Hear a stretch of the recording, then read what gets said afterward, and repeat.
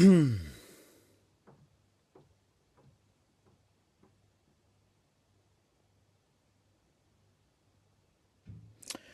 salut tout le monde. En fait, j'hésitais à faire la vidéo, mais bon, je suis là, je vais la faire. Même s'il y a quelqu'un qui, la dernière fois, voulant se moquer de moi, disait que, allez, va faire une vidéo.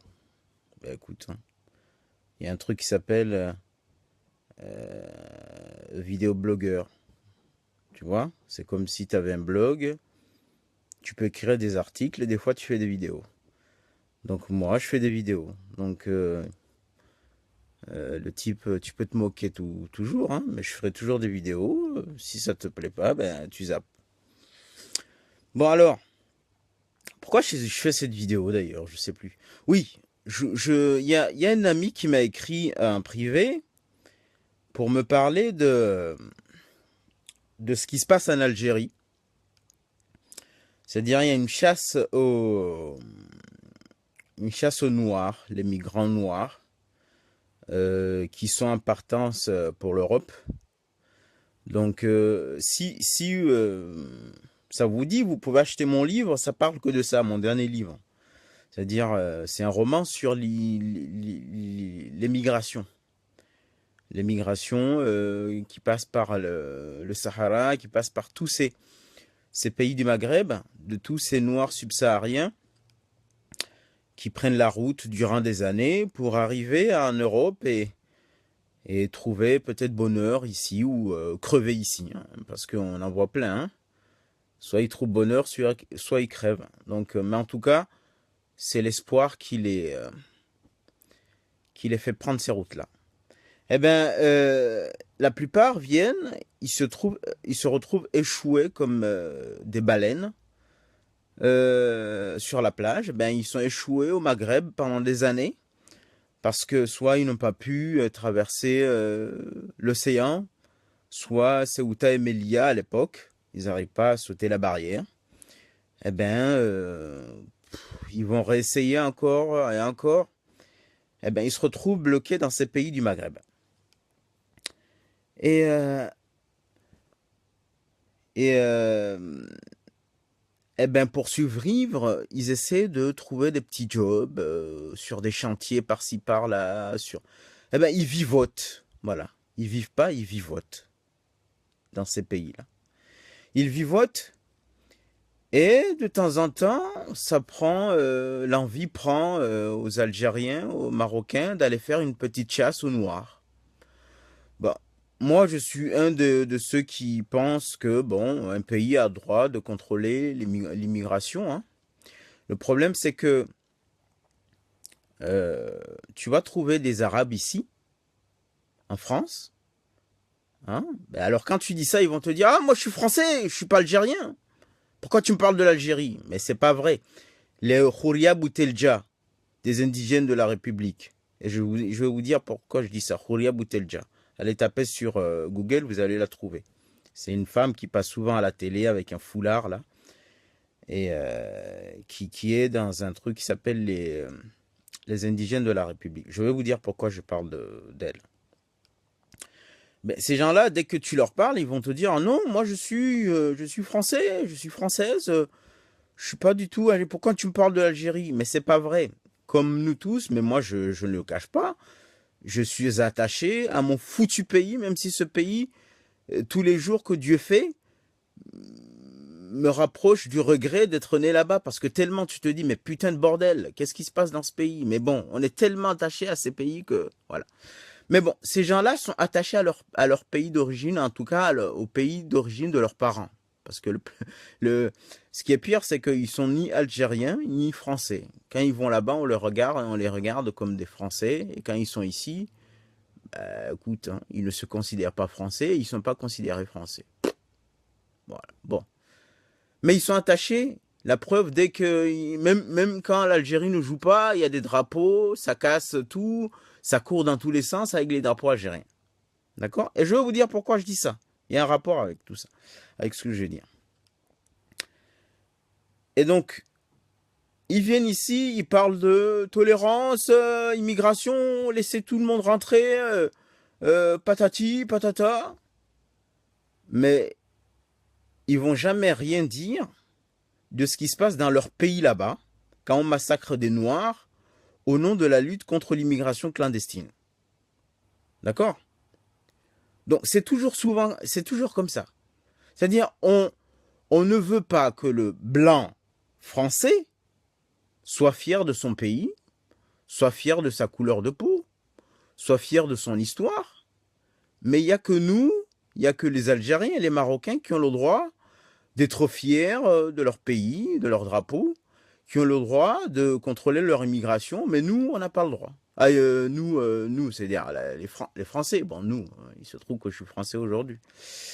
Ouais, voilà. Ils n'ont pas le droit de le contrôler. Donc déjà, il y a une hypocrisie là-dessus. Et la preuve, c'est ce qui se passe.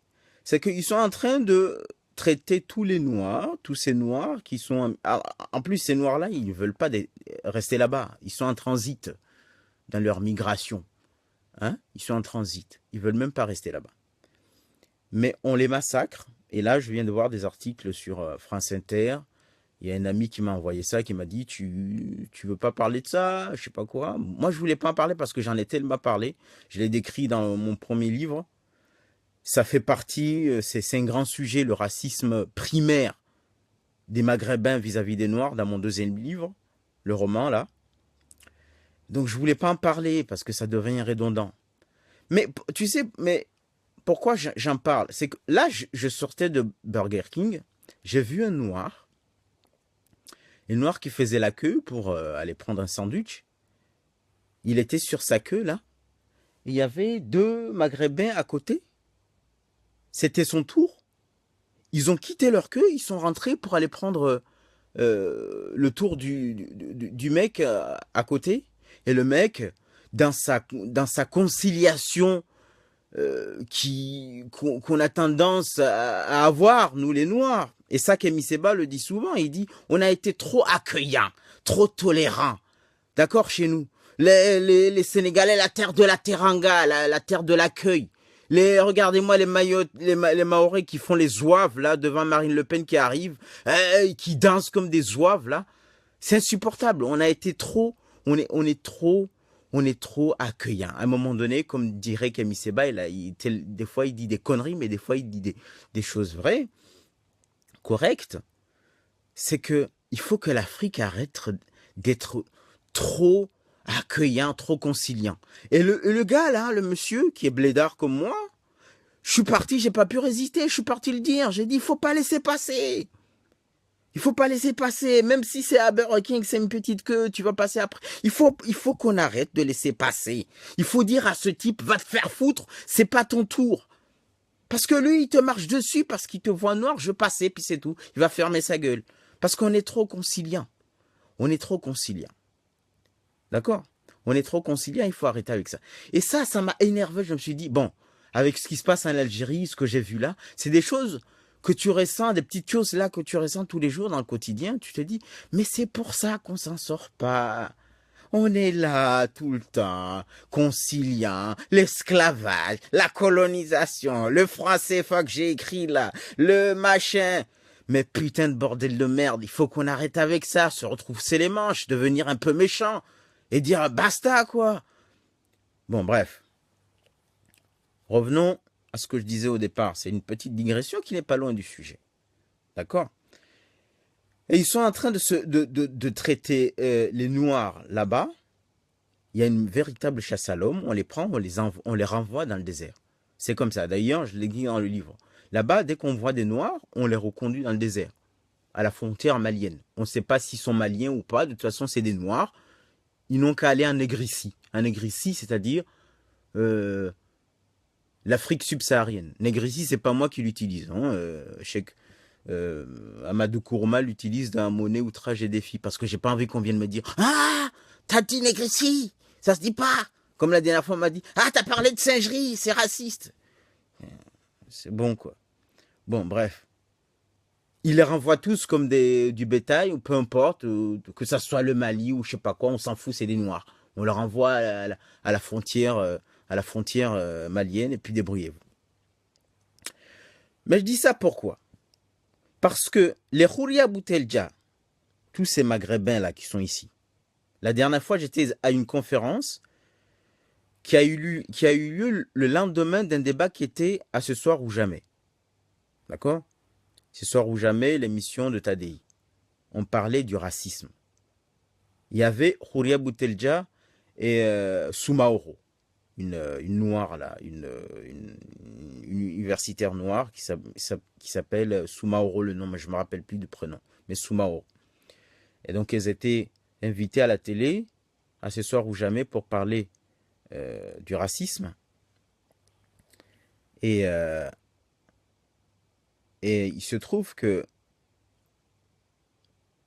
le lendemain, ils ont fait une conférence pour dire comment ils étaient traités, qu'ils avaient l'impression qu'on les renvoyait. Je sais pas, c'était un décryptage de l'émission. Et ils tiennent un discours du genre, il faut...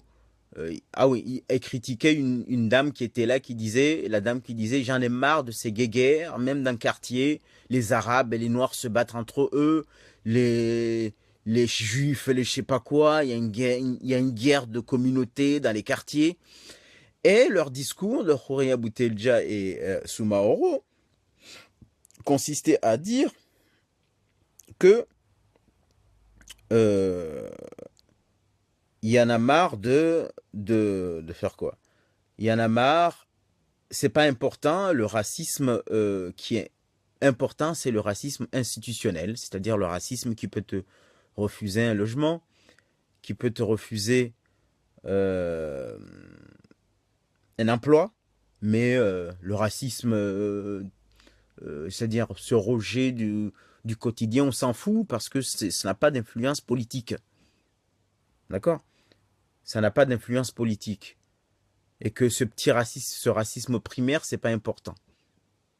Ok? Et moi, je me suis levé parce que je ne pouvais pas laisser passer. Et comme par hasard, c'est toujours la noire qui est conciliante.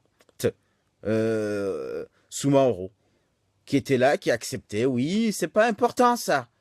Alors que quand on regarde le racisme, dans ces communautés-là, c'est souvent les Arabes contre les Noirs. Les Noirs sont racistes sur ça en réaction d'un traitement qu'ils subissent. D'accord? Parce qu'on est toujours les plus conciliants. Ok? Elle était là, s'affichait avec Boutelja, mais non, c'est pas important. Et moi, je me suis levé, j'ai dit à un moment donné, le racisme primaire, c'est important, il faut arrêter avec ça. J'ai dit, vous pouvez trouver la vidéo sur la question quand je leur ai posé sur ma page YouTube. J'ai dit, moi, je veux bien, je suis content de vous voir ensemble, de parler de racisme institutionnel. Mais vous ne pouvez pas balayer d'un revers de main le racisme primaire. Tu vois, le racisme primaire qu'on voit au Maghreb, qui fait que moi, j'ai du mal à m'associer avec toi, Houria Boutelja, ici, pour lutter contre le racisme, parce que je ne vous entends pas dénoncer ce qui se passe dans vos pays d'origine. Alors là, vous allez me dire, mais nous, on n'est pas maghrébins, mais c'est pas vrai. C'est ce que je vous disais au départ. Vous êtes solidaires, vous aimez votre pays, vous êtes fiers de revendiquer votre appartenance à ces pays d'origine. D'accord? Donc, venir ici dénoncer un racisme institutionnel, moi, je ne peux pas me joindre à vous parce que j'ai l'impression que vous foutez de ma gueule. D'accord? Il y a une hypocrisie. Vous vous foutez de ma gueule. Si vous êtes cohérent, commencez par dénoncer ce qui se passe au Maghreb. Hein? Il faut y aller. Ce racisme qu'on constate tous les jours. Et même ici. Hein? Même ici. Le racisme des Maghrébins vis-à-vis des Noirs. Commencez par ça. Alors on me dit, oui, mais ça, ce racisme-là, il y a des Noirs qui n'aiment pas... J'ai dit, oui, mais ça, c'est par réaction. Et puis, même les Noirs qui n'aiment pas les Arabes, les Noirs qui n'aiment pas les Arabes, au-delà des temps immémoraux où peut-être il y avait des esclaves arabes à Tombouctou, hein, pendant les empires africains, je veux dire, ceux qui ont exploité les autres, c'est plutôt les Arabes. Nous, on n'a jamais fait une exploitation esclavagiste industrielle, comme ça a été le cas, du monde arabo-musulman. Même si on n'en parle pas, mais je vous invite à lire Ndiaye, le génocide voilé. Un esclavage qui a commencé depuis le 7e siècle et qui continue jusqu'aujourd'hui en Mauritanie. Il y a des militants anti-esclavagistes qui sont emprisonnés parce qu'ils luttent contre cet esclavage qui continue encore et encore aujourd'hui. D'accord? Qui a fait des millions de morts, plus que la traite transatlantique. C'est une traite qui passait par Zanzibar pour aller vers le monde arabe. Mais ça, on n'en parle pas, nous les Noirs, surtout musulmans, parce qu'il y a une sorte de solidarité musulmane, parce qu'on est musulmans. Ben, il y a une pudeur à parler de ça, alors que cet esclavage a plus eu un impact. Il faut lire Ndiaye hein, sur ça, sur le continent africain, que l'esclavage et la traite occidentale. Transatlantique, voyez-vous. Donc, ce que je voulais dire par là, c'est que ces gens-là, je vous invite à aller voir la vidéo, la question que je lui ai posée. Et comme par hasard, il y avait Soumaoro, que j'aime bien, sur certaines questions, qui était là, hein, qui se foutait de ma gueule en disant « Oui, mais c'est pas important, c'est pas, on te refuse pas. » Mais ces Arabes-là, racistes, s'ils avaient le pouvoir ici, ils exerceraient le même racisme institutionnel. Ils nous refuseraient du boulot, du logement. Si pour l'instant, il n'y a pas ce racisme institutionnel arabe vis-à-vis des Noirs, c'est parce qu'ils n'ont pas le pouvoir de le faire. Mais le racisme institutionnel a commencé d'abord par un racisme primaire. D'accord? Voilà. Donc... vous savez, les vidéos, souvent, c'est comme une thérapie, hein, des fois. J'avais envie, ça m'a pris comme ça. J'ai vu cet article, j'ai vu le mec qui était au Burger King, qui a les Arabes passer devant lui, là. Et ça m'a pris comme ça. C'est un sujet qui m'intéresse depuis longtemps. J'essaie de lire cet esclavage-là, cette histoire-là. Eh ben, la vidéo, des fois, ça sert de thérapie. Ça te permet de parler d'un truc... peut-être certains vont me trouver un peu fou, hein, mais il y a des gens tous les jours qui essaient de comprendre, qui se posent des questions tous les jours. Moi, je fais partie de ces gens-là. Tous les jours que Dieu fait, je me pose des questions sur beaucoup de sujets. Voilà. Et faire des vidéos me permet de les exprimer. C'est comme écrire. Quand vous écrivez, vous concrétisez votre pensée. D'accord ? Vous avez beaucoup d'idées pour fixer votre pensée sur un sujet. Vous prenez un stylo, vous écrivez. Eh ben, c'est un peu comme les vidéos aussi. Voilà. Ben, si ça vous intéresse, vous regardez. On échange. Si ça ne vous intéresse pas, vous passez votre chemin. Et c'est ce que je dirais à un certain président qui m'avait un jour dit « Va faire une vidéo ». Ben oui, je fais des vidéos. Si t'aimes pas, je t'emmerde. Voilà. Bon. Je vous embrasse.